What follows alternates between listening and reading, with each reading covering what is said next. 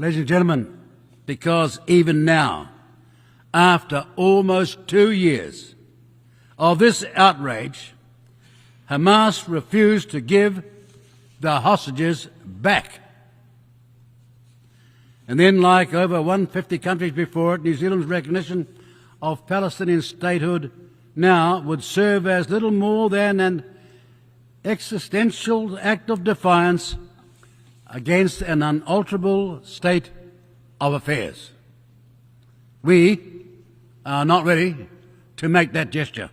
A breakthrough that would show global leadership.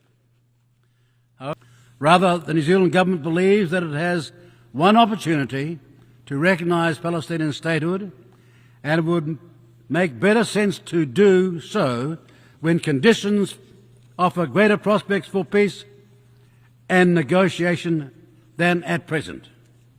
With a war raging, Hamas still in place, and no clarity on next steps, we do not think that time is now.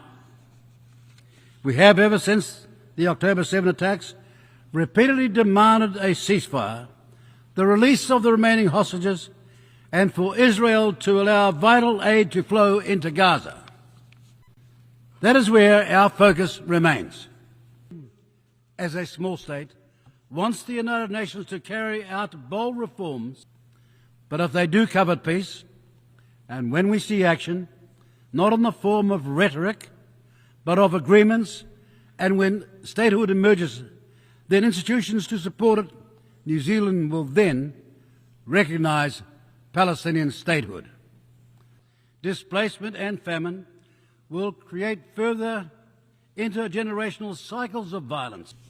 Indeed, what we have observed since partners' pronouncements reveals that recognising Palestine now will likely prove counterproductive. That is, Hamas resisting negotiation in the belief that it is winning the global propaganda war while pushing Israel towards even more intransigent military positions. Recognition at this time, we also think, is open to political manipulation by both Hamas and Israel. Hamas will seek to portray our recognition of Palestine as a victory, as they have already done in response to partner announcements, and displaced from their homes. In Myanmar,